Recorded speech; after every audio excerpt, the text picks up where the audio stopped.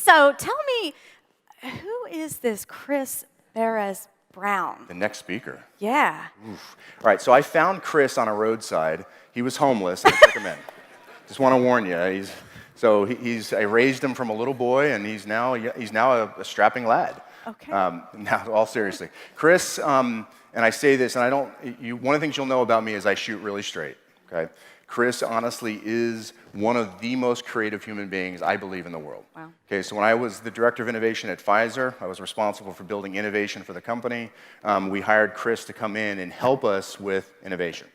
Then I got moved to Coke, and I was VP of Innovation for Coca-Cola with the same type of role, but my team was divided into two kind of structures. One was helping come up with big ideas on how to grow the business. Right. The next was building innovation capabilities and behaviors in the company. So what Chris is masterful at is teaching people to unlock the inner creativity they have within them to get better ideas and to actually make those ideas a reality.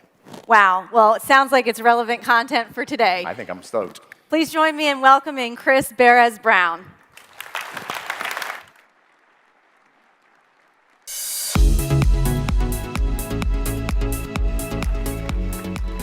Oh, howdy doody. How are you doing? All well?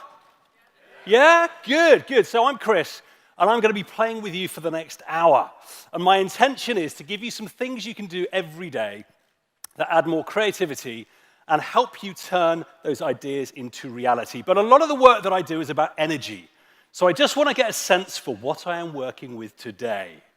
So I'd like you to give yourself a score between 1 and 10. 1 would be, I have spent the last 12 months living on aeroplanes fueled purely by martini. Call an ambulance, okay? 10 would be, creativity is who I am. I have been waiting for this very moment for the whole of my life. Please release me. And obviously, there's a graduation in between. So how many 1 to 3s do we have in the room? Any 1 to 3s? Nobody admitting it. Okay. Any 4 to 6s? Slightly safer place. 7 to 9. Those are the ones who've already been on the martini by the pool. I've seen you. And some big shiny 10s. Yes, Keith, obviously. There's quite a few. That's not bad. Okay, so I've got a very simple plan for the next hour. What I'm going to do is share with you some things that I have injected into large businesses around the world that have helped them get more energy happening. My belief is this. If you get energy right in business, it's a lot more fun and it's a lot more easy.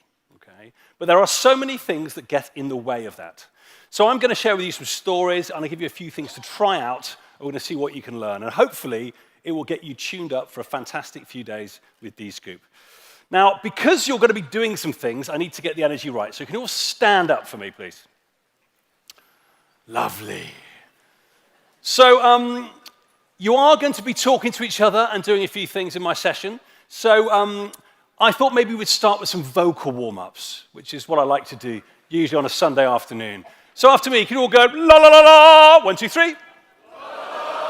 Not bad, not bad. We could form a choir. Lovely. And then I'd like you to go, up my Elvis. 1, 2, 3. Up my Elvis. Lovely. Another physical stretch with your right arm like that, and then with your left arm like that, and then turn to the person next to you and give them a big hug. Come on. Get it on. Oh, it's good to see. Excellent. Nice to see so much man-on-man action here today. Good. Great. So look, if this is to work, it should feel like this. Oh, hold on. Like this. Nicely airbrushed, you'll notice. Because actually, when it comes to energy and creativity, there's very little right and wrong. It's very much about you and how you show up. And if you're up for having some fun, you'll get loads from this. Are you up for that? Yes. Brilliant. Grab a seat. So a little bit of explanation about my business. So my organization is called Upping Your Elvis. And the name was inspired by Bono.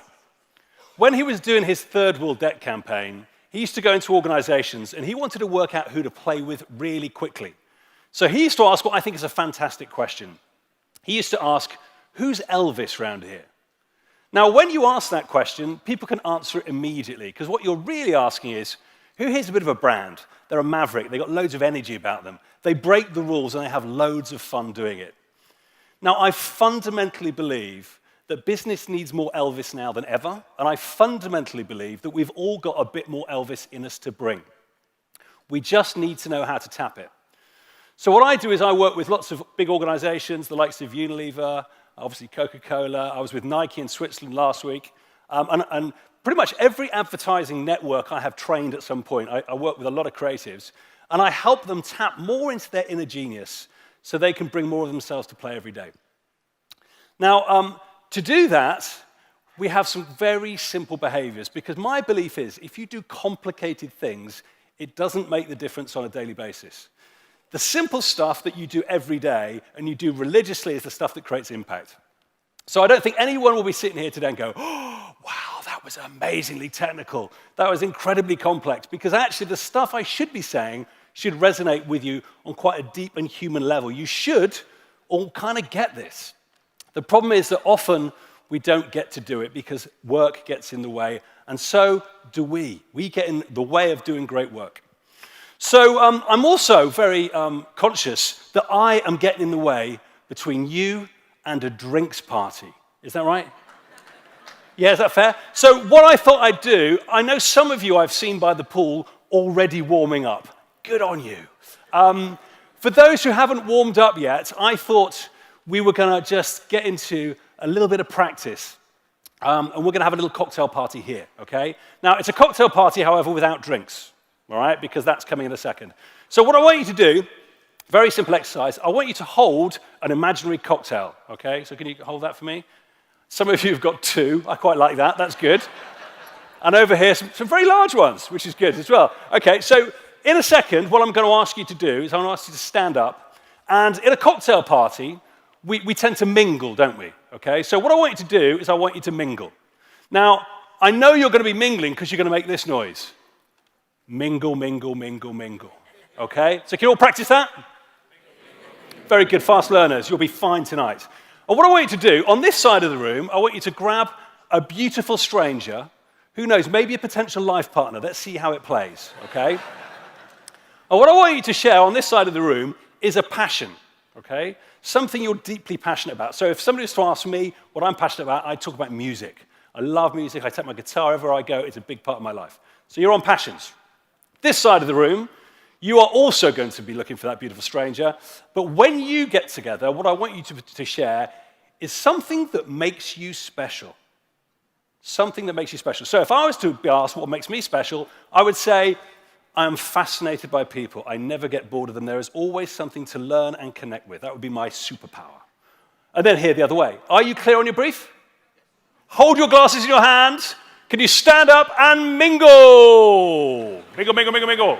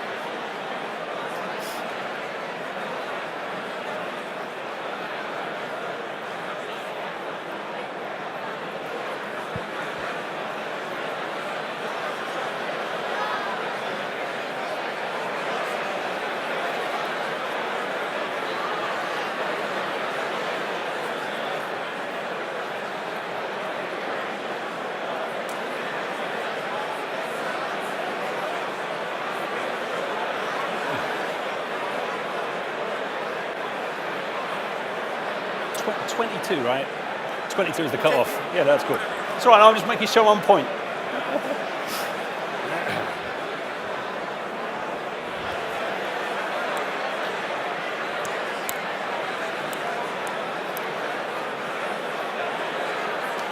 Ten more seconds on that conversation. 10 more seconds to finish it off.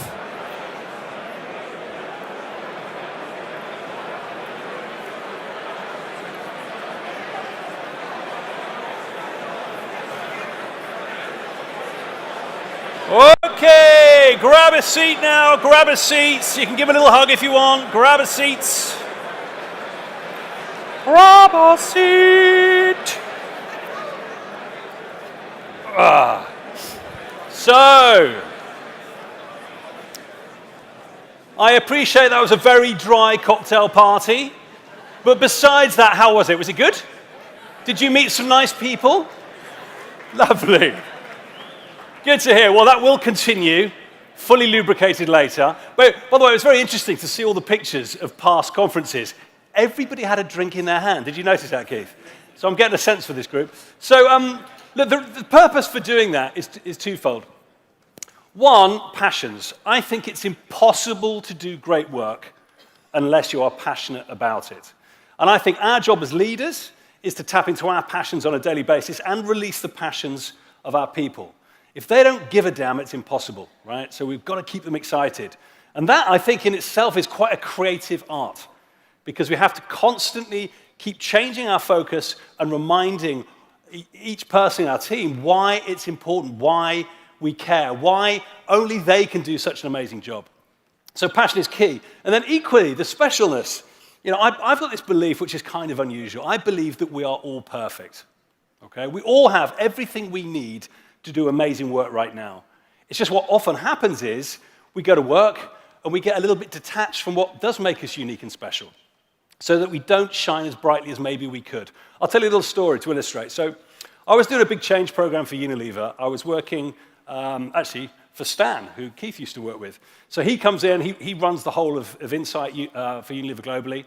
And we worked with the leadership team, we did some events, and we had some people come to my house in Lyme Regis on the south coast of England for 5 days at a time, okay, 5 days at a time.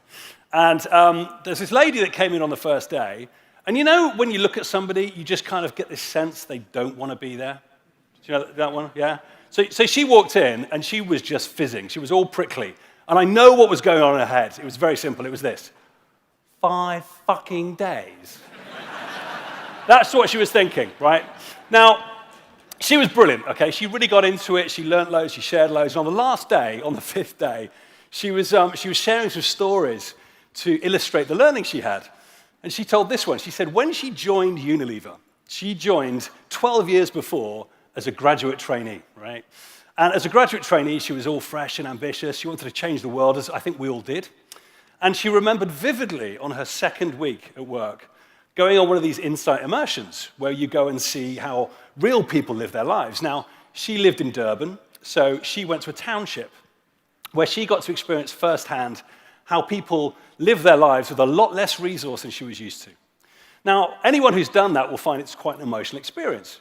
And quite rightly, she was quite sensitized, and she found it quite moving.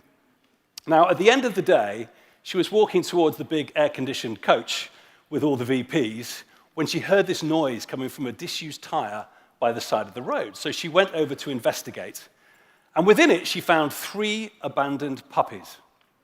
Now, she knew she couldn't save them all, but she decided she could save one. So she picked up this puppy, and she took it onto the bus, where all the VPs laid into her. They were like, oh my God, Stacey, you graduate trainees, you're going to have to toughen up a bit. You have to be less emotional, more professional if you're going to get ahead in Unilever.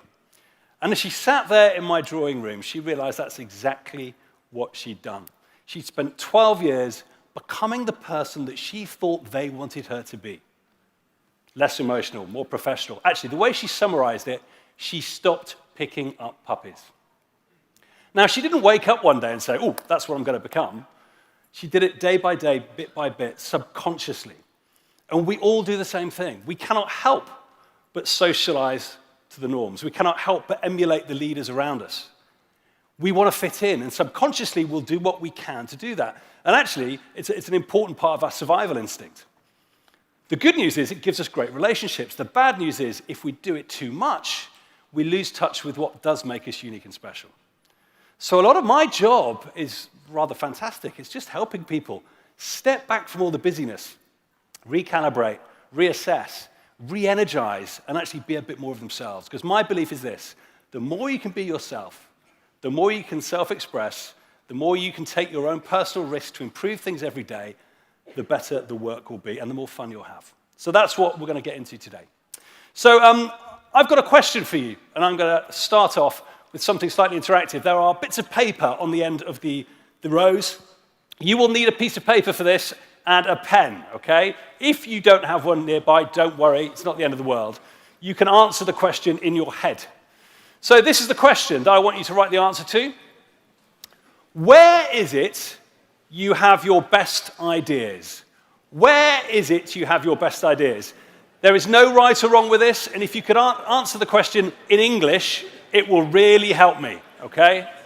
Where is it you have your best ideas? You just scribble down the first thing that comes into your head.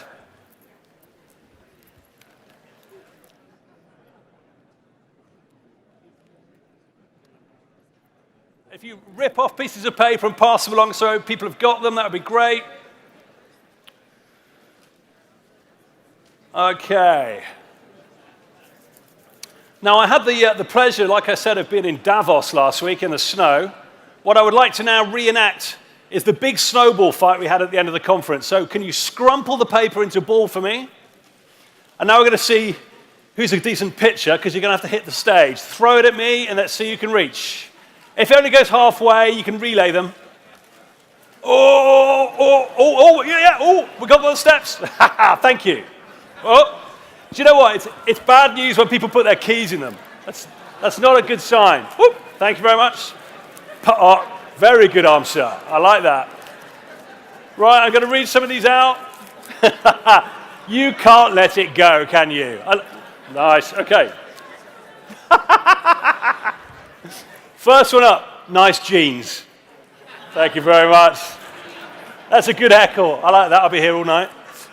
Next up. In the shower. Coming in, number one, in the shower. I would say all bathroom activity tends to be quite popular. What else have we got?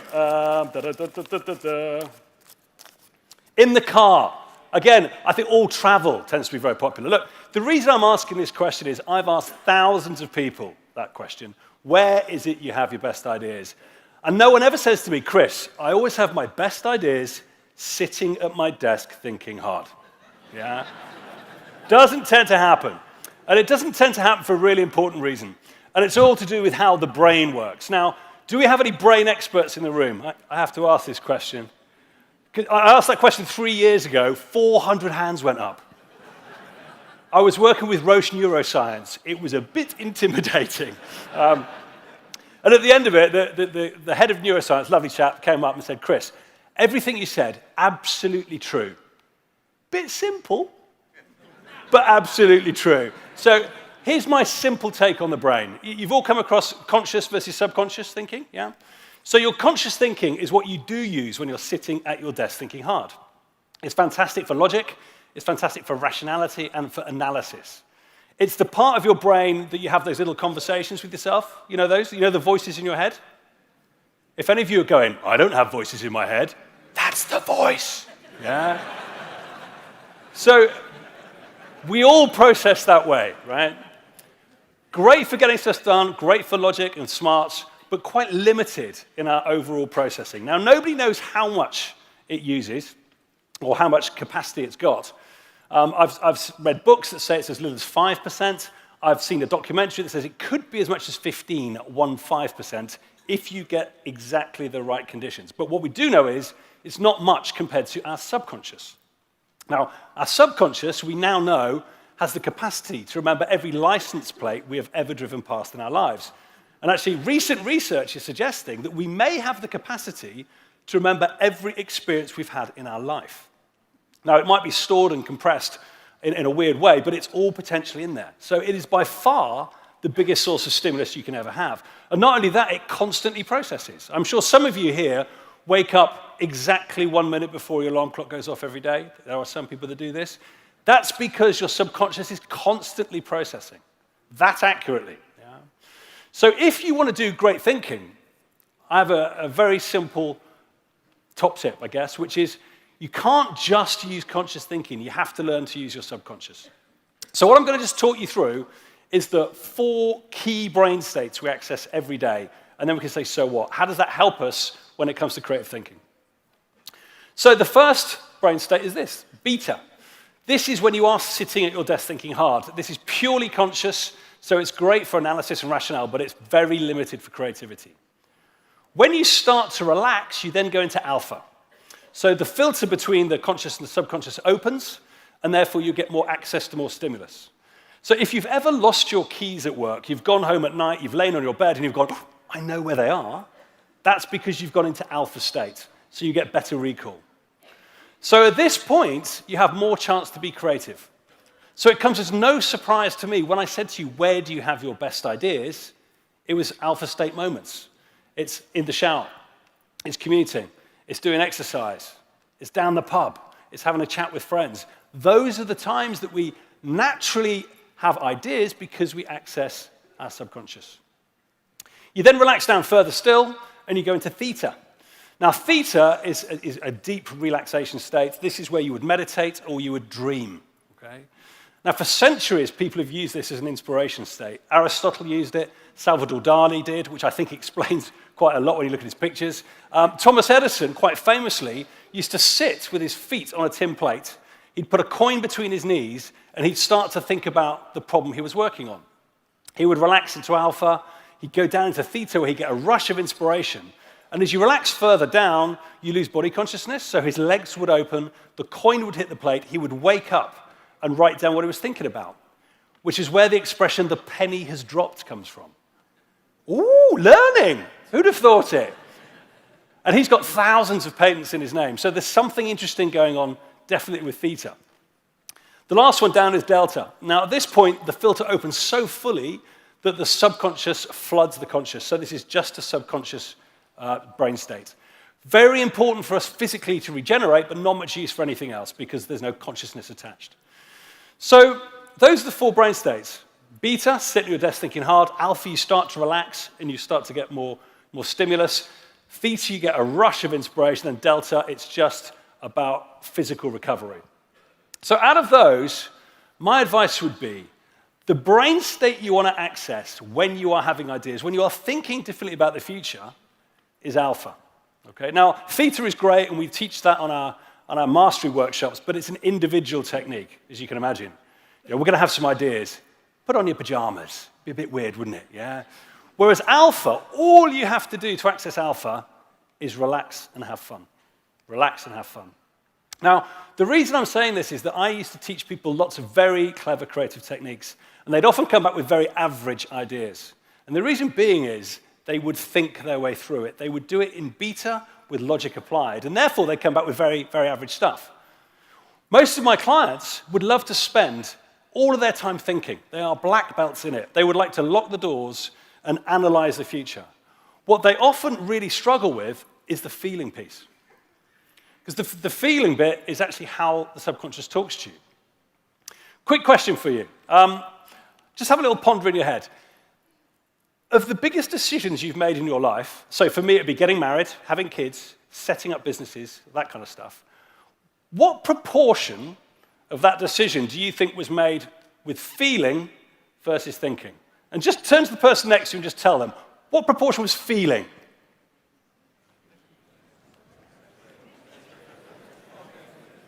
Yeah? So last week I asked somebody Nike and they went 100%, which I thought was quite nice. No logic at all. So on average, and I've asked a lot of people that question, on average it tends to be 80-20 on average. Yeah? If I was to ask you the same question on how you make decisions in work, does it change? Tends to swap, right? Tends to swap. And the reason being is, we know in business, if we have to make a big decision, we need to have a good ROI, there needs to be a business case, we need to be able to argue it through. And therefore, we apply that logic very, very early on, which often means we kill ideas before they've had a chance to live. So for me, the best creative leaders are the ones that are very happy to go with their gut feel, use their intuition, especially in the early stages of creativity. The best ones say things like this: there's something in here. If I say what, they go, I don't know, but I feel it. And I'm happy to invest on that feeling. Now, one thing that will really help you with this, and I'm going to get you playing a game on this in a second, is being more positive. Now, you know there are some leaders, when they come in the room, the very hope disappears.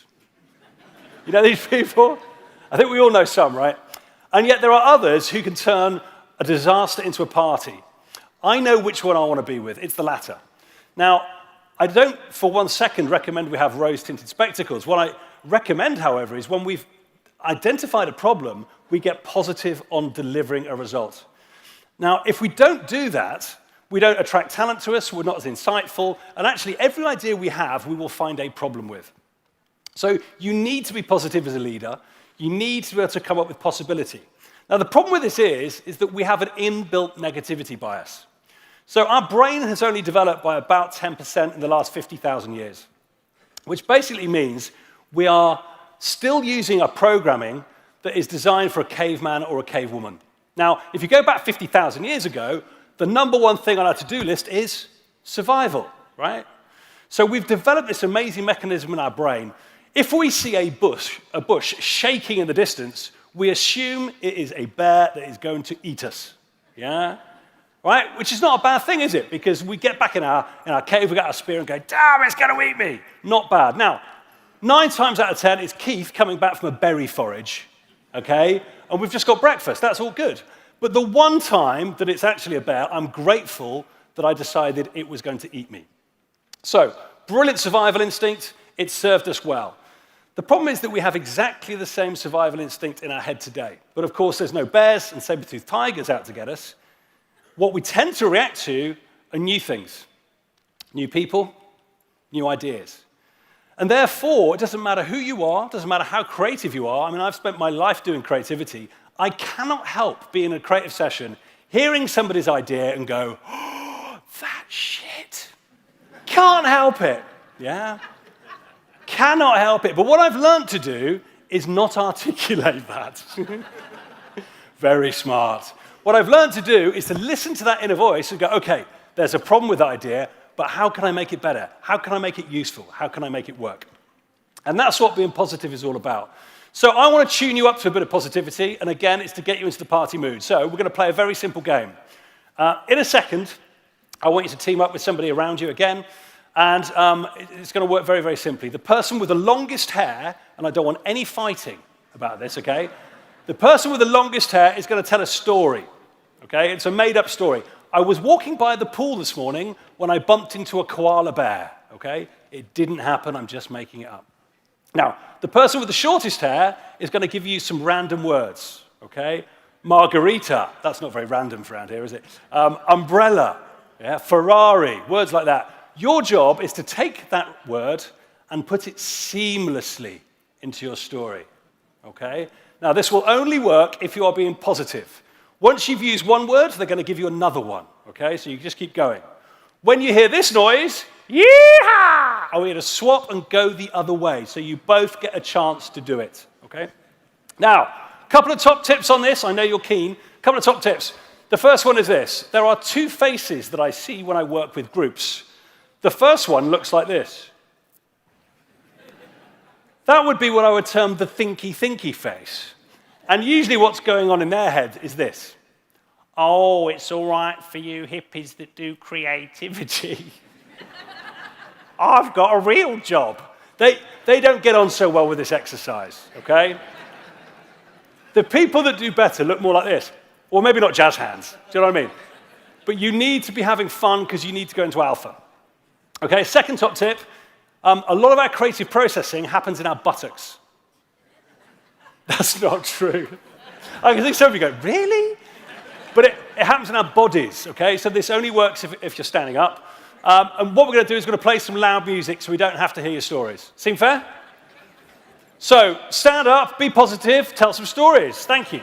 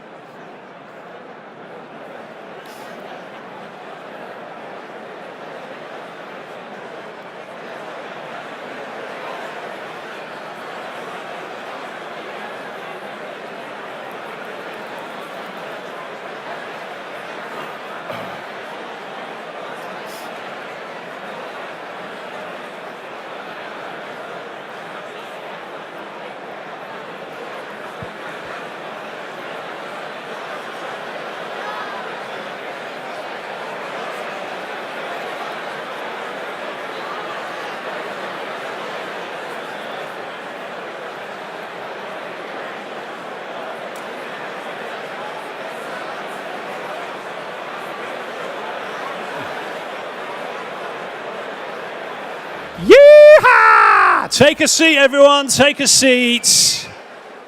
Woo.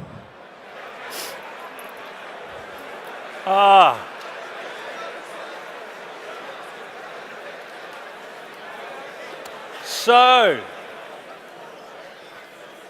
how was that? Good? The energy's gone up a little bit. Wow, it was that good. So, I'm interested, how were your stories? I would imagine they were a little bit surprising, at least, yeah? Because if you're telling a story, and it's a linear story, you know, I'm by the swimming pool, and I see this koala, and then somebody gives you a random word, like the one I heard last week, suppository, you kind of have to change direction. Now, I'm interested, was it easier to tell the stories or give the random words? So I personally find it way easier to tell the stories. The random words, I can be there doing it, I go, I've been on this planet 50 years, can't think of one. That often happens. Or I cheat and go, screen, stage, paper. Or, more often, I get caught in the story. And I go, well, if there's a koala, wouldn't it be nice if it met another koala? Yeah? Whereas telling the story is really easy if you are positive, right? Because any word can be great stimulus to take you somewhere new and different if you are being positive. And it's the same when you're having ideas, right? When you hear a starting thought, if you are positive, it will take you somewhere new and different. You will seek some value. You will have a chance for it to grow so you can judge it again later. And I say judge it again later because at some point you will need to do that. The problem is we often just judge too soon. Just to illustrate, there's a lovely story about a guy who is walking in the English countryside, and annoyingly, as often happens in England, up popped a genie. And the genie said, I will grant you any wish of your heart's desire if out of these 3 identical green shoots, you can tell me which one is the weed, which one is the rose, and which one is the oak tree. Now, the guy desperately wants to get this right, okay? He really wants his wish. So what does he do you think? What does he do? Not lab testing. He just waits, right? He gets some sun on it, he gets some water on it until they grow big enough for him to go, well, that is obviously a weed. And this one, it's got petals and it smells nice, it's got thorns, and well, that must be the oak tree. But too often in business, we don't wait. We go, I've seen it before. Yeah, we've tried it, it'll cost too much money. My favorite, they won't sign that off. People who aren't even in the room are killing the ideas. Yeah. And that's why it's so important that you're positive early on so you can grow these ideas big enough and then you can judge them later. Now, having a quick pet rant at the moment. I work a lot with very senior people, lots of CEOs, lots of boards. And my job is to help them step back from the busyness so they can answer the question, what's needed here? Now, what's needed here today is not what was needed yesterday. Things are changing so fast. You have to be constantly tuning in to yourself, the teams you're working with, and indeed the market context, if you're going to be a good leader. And I think most of the people I work with really struggle with that. Yeah? If I ask them, tell me how you start their day, they say, well, I get to the office. I go, no. How do you start your day? When you wake up, what do you do? What do you think the first thing they do is? Email, right? If it's not in bed, it's a sneaky one in the bathroom. If it's not in the bathroom, it's over breakfast. I then say to them, how does the rest of your day go? And guess what? It's meeting into meeting, call into call, bang, bang, bang, back to back. They even come home at night, and when they've done being a CEO, they then do being a parent. It's another job on the list.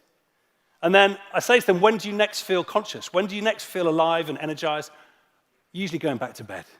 And that is their day. Now, I think that's a horrible place to live. It's a horrible place to live. And it's very difficult to get your energy right and to do great work. And partly it's their fault because they're not aware. Partly it's the system's fault. So what I've noticed is when I'm talking to these people, I say, how often do you come home at night? And when your partner says to you, how was your day? You say, I don't really know. Do you have that experience sometimes? Because you're so stacked, yeah? And the reason this happens is quite simple. Have you all driven a long distance, and when you've got to the destination, you can't remember large chunks of the journey? You've had that experience? So that happens for a very simple reason. So our conscious brain is fantastic, like I said, at learning things from first principles. But it does use loads of energy, okay? It is like a V8 gas-guzzling machine. So what we've learned to do is to save energy by switching to our subconscious. Now, our subconscious is very fuel efficient. It's Tesla-like in its nature. Now, the way that it saves energy is very simple. What it does is it looks around you and it says, have I seen something like this before? If it looks vaguely familiar, I'm going to assume it's exactly the same as last time, and therefore I'm going to do exactly the same thing. So you get in the car, and it goes steering wheel, road, seat. I've got this. This is driving. Your subconscious takes over. It gets you there perfectly safely, but you have saved a ton of energy, okay? Now, brilliant for driving long distances, brilliant for doing the washing up, yeah? Brilliant for doing the gardening. Most people go fishing just to go into that state so they can relax because it's quite good at letting go of stress. Not a great state to be in when you are at work. And the truth is, most of us go to work in the same office, with the same people, having the same meetings, doing the same stuff day in, day out. So guess what? We spend most of our business lives on autopilot. My last book, which is called Wake Up, what the research suggested that we spend about 80% of our time on autopilot. Now, the problem with that is, if I was to ask you the question, what's needed here, whilst you're on autopilot, the answer is always what I did last time, which is no way to be creative. So as leaders, what we need to do is we need to break off of autopilot, I believe, just 3 times a day. You'll never get it down from 80 to 0 because you'd fry, you'd be exhausted. But if just 3 times a day you can step off that busyness and just check you are using your skills in the right way, I think it's invaluable. A lot of my clients have weekly meetings or monthly meetings. Any weekly, monthly meeting people here? Yeah. Often what I find when they do these, they have them in the same room at the same time with the same people, and they all have their favorite chairs. Nothing welcomes in autopilot than a habit like that. So really simple thing you can do, break habits. Do new and different things. Take different routes to work. Change up your meetings, yeah? Get different stimulus in. Break some habits so your conscious brain has to say, I don't recognize this. This is new. And when it says this is new, you have a chance to look at things in new and different ways. I did an experiment. I got about 30,000 people to take part, where we broke habits for a week, and it was fascinating to see what happened. The Sunday Times covered it, and we found that people came up with amazing new ideas for businesses. We found that people came up with new hobbies. They came up with way more energy into their lives, and actually a lot of them started to change the way they managed their time as a result of it. Yeah? Just by breaking habits, you will get a very different perspective on your life. And one habit I would love you all to break right now, I don't know if it happens in your business, but nearly every board I work with will schedule their time like this. I have a 9 till 10, then I have a 10 to 11, then I have an 11 till 12. If you have a 9 till 10, you cannot have another one at 10 to 11 unless you can time travel. Yeah.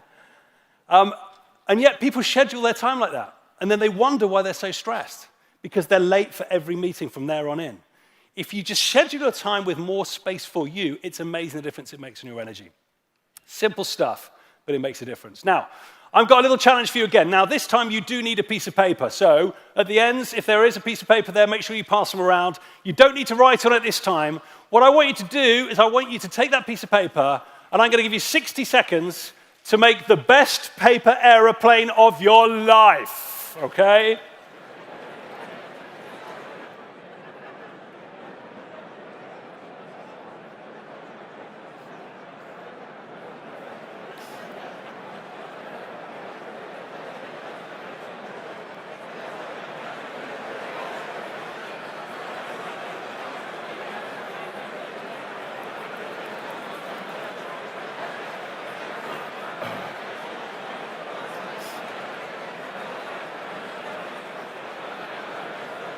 So what I'm going to do is I'm going to count you back from 3 to 1. At 1, I would like you to throw it towards the stage. Health and safety tip. Those people in the front, don't look behind you, okay? Don't look behind you. Okay, 3, 2, 1, go! Whoa, whoa, hey! Oh, ho, ho. That was good. Nice plane. Is that you? You get a book. That was a beauty. I'm not going to throw it at you. Well done, man. Very good. Very good. Woo! So, did you all enjoy that? I'm sure some of you, like myself, would like to do that all day long. Question. If we were to do that again, how many of you might change your design a little bit? Yeah? Some of you, like this gentleman here, are going, no, mine was perfect. But for most of us, I think we would change our design, right? And the reason I wanted us to do that is that earlier on, Keith was talking about realness, okay? What we just did there was make it real. We could have locked our doors, debated the best design for a paper airplane with lots of information for days on end, but instead, we've done it quick and dirty. We've tried it out, and we have learned from it. We have perfect data back now. We know if it worked or if it didn't. We have ideas on how to make it better. And for me, the best cultures, especially around creativity, are the ones that make things real all the time. I remember being interviewed about 10 years ago. What makes great innovation? I think at the time I said insight. Now I would say realness. Realness is what makes the difference, not only in creativity, but also in energy. Now, I've got a new best friend, this guy here, Ben. Ben's quite an interesting character. When he was young, okay, he wanted to learn the drums. So he said to his parents, Mom, Dad, can you buy me a set of drums? Now, his parents were really smart. They said no. Now, Ben being Ben, he was very tenacious. He kept coming back, going, I want a set of drums, I want a set of drums. Eventually, what they said was this. Look, I'll tell you what, Ben. Here are some pots and pans from the kitchen. Here are 2 drumsticks. If you practice on those pots and pans for the next 3 months, and at the end of those 3 months, you are as passionate and you are showing some talent, we will get you a set of drums, okay? Now, Ben being Ben, 3 months in, he's like a jazz percussionist. He's really into it. He gets his set of drums, and he's a great drummer. Actually, he's a great musician. But since that day, Ben has used the principle of what he calls the pots and pans strategy. How can I try something out very quickly and very cheaply so that I can learn? Now, years later, he was a graphic designer, so he used to spend all day on a big screen. And when he came home at night, the last thing he wanted to do was watch TV. So he used to busy himself with trying things out, the pots and pans strategy. And he'd try out things, little hobbies, to see if he liked them. He did all sorts of stuff, mainly craft stuff with his hands. And one day, he decided that he was going to make a chef's knife. So he got a blade imprint, and he did it all by hand. It took him 50 hours to make it, but it was a thing of beauty. And at the end of it, he was like, wow, I really enjoyed that. So he made another, and then another. And then one day, one of his mates had a friend down who was a chef, and he heard about these knives. So he came around to Ben's house, and this chef was blown away. He was like, oh my God, these are amazing things, and bought them all. And that was where Block Knives was born. Here's 2 that he made for me. I'm into my cooking. I personally think these are the best knives on the planet. He has a 3.5-year waiting list for these puppies. And it all came from a pots and pans strategy. He tried something out cheaply and quickly, and as a result, he learned really fast. Now, I think if you embrace that in business, it changes everything. It changes the creativity, and it changes the way you learn. I was working for a drinks company recently. Their Western European target was 100 million a year for new innovations, and they missed it and missed it and missed it. We started to work together, and they had this idea. They said, well, we could just make this real more, right? We could go down to a farmer's market on a Saturday. We could sell our drinks, get some feedback, see what we learn, and then go back and change them. Last year, they hit 200 million. 200 million. And it's not just off the back of that, but it's largely down to the fact their touch and feel for their ideas has gone through the roof. They still have to do all the quant research to get all the funding, but their qual is fantastic because they know it. It's their idea. They can feel it. They know which customers like it and why they like it. Obviously, this year, they've got a target of 400 million. That's the bum of business, but there we go. So by making things real, we will get so much more iteration in our creativity. When I was younger, I was quite scientific in my mind. In fact, I was massively into maths. So my subjects when I was 16 or 17 was maths, double maths, further maths, applied maths, pure maths, physics and statistics. Yeah, that's what I studied. It was great being me, I tell you. So if I had to make a decision, I was fantastic applying logic and analysis. Yeah? And in fact, I was a massive fan of pros and cons lists. Any pros and cons people here who like that? Anybody put statistical weightings on it like me? No one would admit to that. Yeah, a bit geeky. Anyway, it worked really well for my life, right? For years, that's how I made decisions. And then one day I had to make a big decision with my wife. Now, we got together a bit late in life, and some people, they just know they want to have a family. We didn't. So guess what we did? Embarrassingly, pros and cons. We tried to make the decision about having a family with logic and analysis. Now, obviously, for every pro, there was a con. So after a while, I said, look, darling, I know a bit about how the brain works. What we need to do is we need to make this real, okay? Not that way, by the way. It's too late if you do that. And borrowing a baby, that doesn't work, right? So what we did is we did something quite counterintuitive. We actually decided not to have a family. And we visualized it, and we lived with that experience and that decision to see how we felt. And it was bizarre. The first couple of days, I was actually surprisingly excited. Because I was starting to think about sports cars, loft apartments, Burning Man. It was looking quite good, right? And then after a couple of days, I started to think, well, who will my friends be? Yeah, what will retirement look like? Actually, what will the holidays look like in my family? And then I found myself on the Thursday, I was living in West London at the time, I found myself walking around parks, looking longingly at fathers with small children until the police arrived. Slightly awkward. Anyway, after a week of this, we then changed our minds. We then made the decision we wanted to have a family, and we visualized that, and then we noticed the difference in how we felt. And it was like night and day. We'd spent a week feeling quite miserable, like having a cartoon cloud over our heads. As soon as we changed our minds, we felt fantastic. It was obvious we wanted to have kids. I'm delighted to say I've got 2 smashing kids. But this isn't about family planning, although it is useful for that. This is about business. You know, when we have ideas, we have way too many ideas to place bets on. We cannot bet on every one of them. Yeah. If you make them real, if you bring them to life, if you try them out with a pots and pans strategy, you will then start to program your subconscious to give you more of that feeling that I was talking about earlier. It will prime your intuition to help you make more sense of where you place your bets so that you can, with confidence, say there is something in this. I feel this as well as it logically adding up. And that is what transforms creativity. More of that touch and feel, and it changes the energy of the people involved because it becomes so much more exciting than doing things just logically. It also helps you learn incredibly well. So years ago, I used to have about 50 trainers working for me around the world. I was a partner at an innovation agency called What If, and I ran the capability part of that. And they're really cool guys. They're amazing facilitators. Keith knows some. They were quite funky trainers, I've got to say.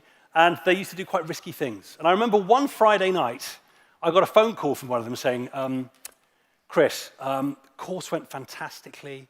We did a really good job. They absolutely loved it. But we did break the CEO. I'm going, what do you mean you broke the CEO? I said, well, we did this activity outside, and he had his marketing director on his shoulders, and it was a bit wet. And he slipped over, and oops, broke his collarbone. I'm like, oh, great, what did you do? They said, we did some Reiki and some Om Shanti Oms. I think he's going to be okay. And I'm going, oh my God, we are going to be sued.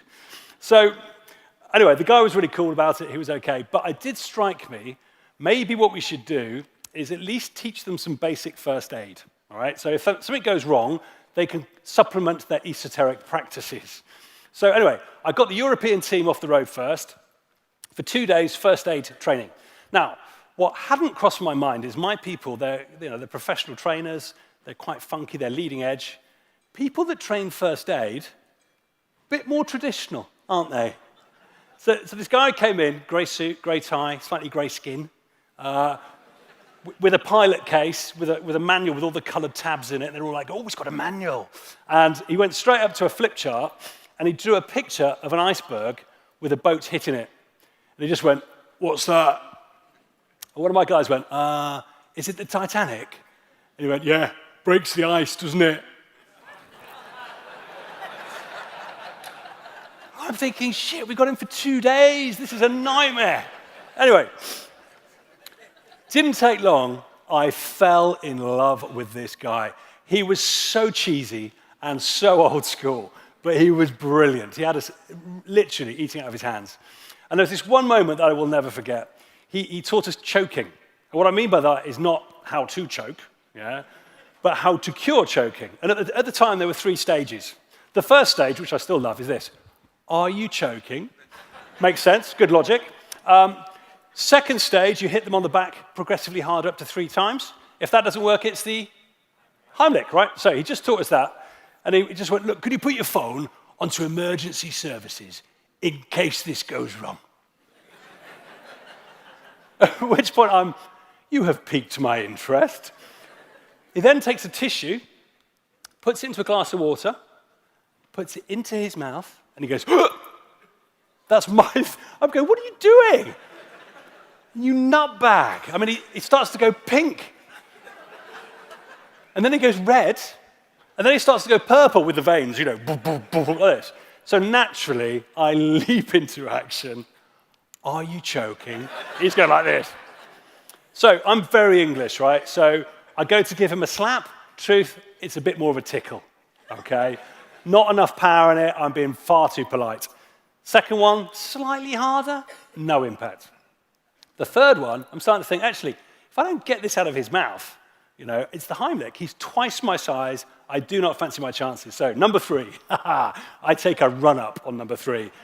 And I smack him on the back as hard as I can. It comes flying out of his mouth, and he breathes air once more. Now, I am sure it's great theater. I'm sure he's done it 1,000 times. I'm sure he was perfectly safe.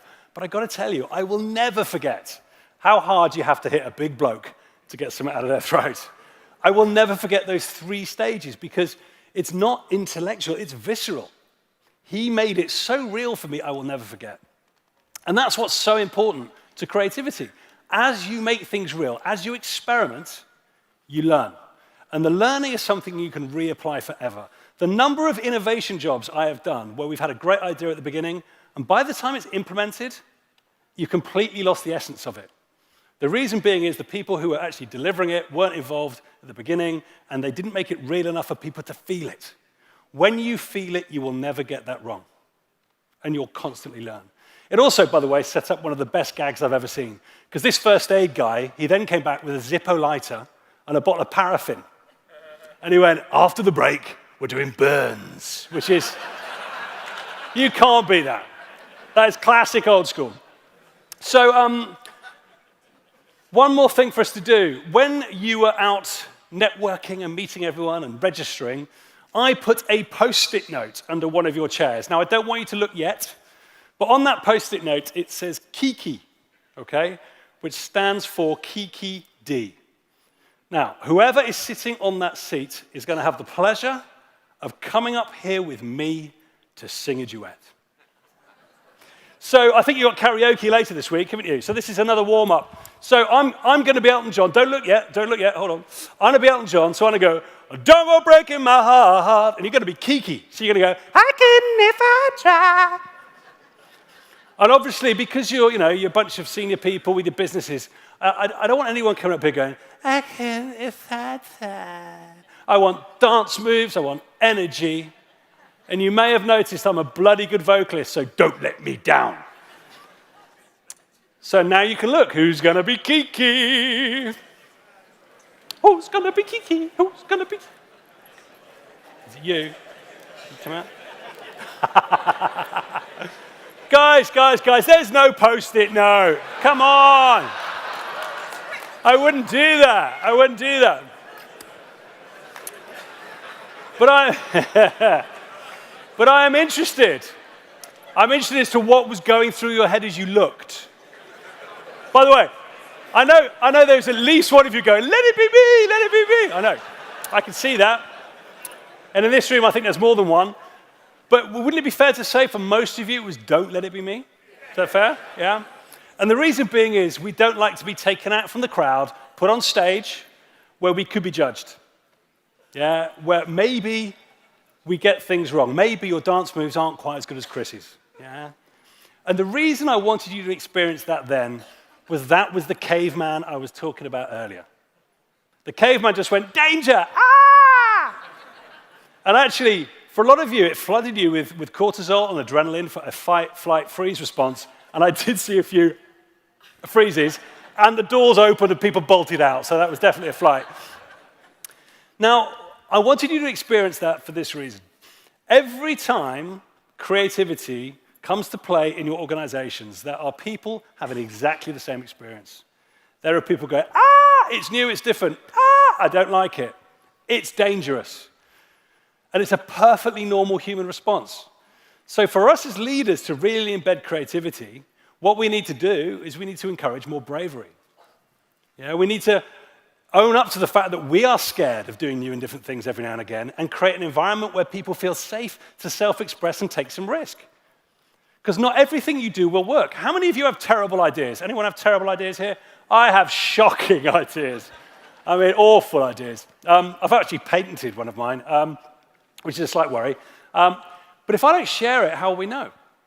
Yeah. Now, my idea might be absolute rubbish, but it could be the best stimulus for Jack to have a breakthrough. If I don't share it, how do we know? I need to be personally brave.